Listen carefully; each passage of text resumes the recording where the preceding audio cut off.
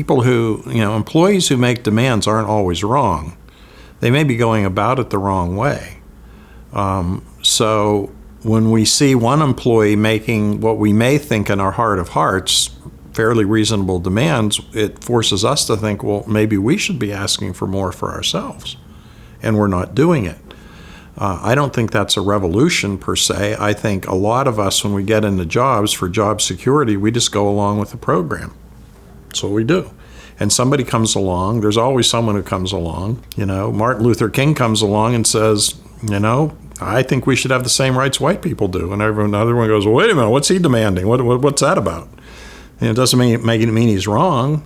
So a lot of times it's just the way people go about it. And I think in the example we were talking about earlier, I don't think there's anything wrong with the demands, but I think there is something wrong with the way it's being done and the sort of childish behavior. I mean, that's really what that is. When people go, oh, well, I guess, I'm not going to get what I want here. I mean, that's what an 8-year-old says. It's what my grandson says when he doesn't get what he wants.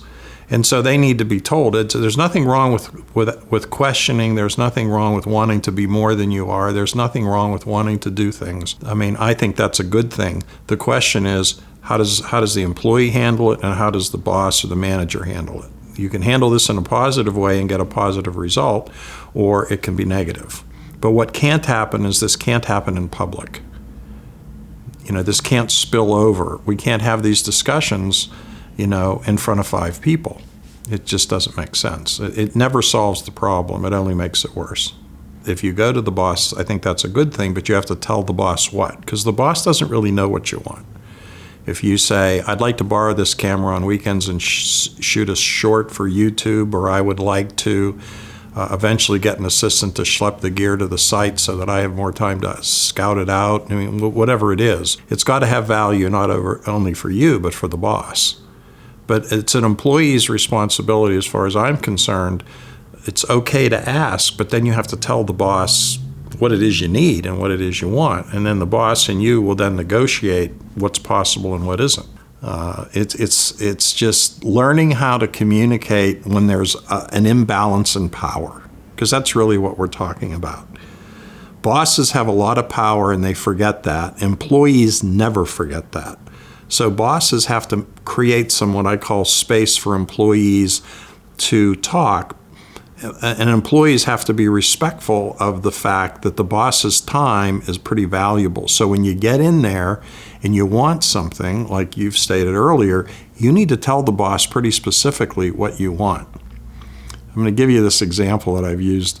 There's a show on TV, it's run a lot of years now, it's called The Real Housewives of Orange County.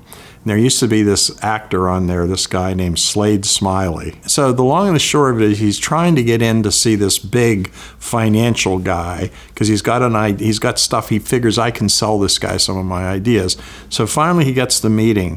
And the guy has this enormous office. I mean, it's like as big as my house, and he's sitting there on the phone. He tells Slade, and he's on the phone. So finally he hangs up. And he says, okay, what do you got for me? He goes, well, I was thinking, he says, you've tried to get in here for a year and you don't know exactly what you want? Get out. That's how it is to be a boss. That was an extreme example of a person who worked very hard to get the meeting without some clarity on what they wanted, and a boss who finally gave the time, and when he figured out the guy didn't really know what he was asking for, he kicked him out. It was a little crude, it was a little rough, but it's symbolic of what this relationship is like. So I try to teach employees how to be respectful and ask for what they want and be specific, and I try to teach bosses to give employees a little bit of space so they feel like they can ask. If we can get that done, we're doing well.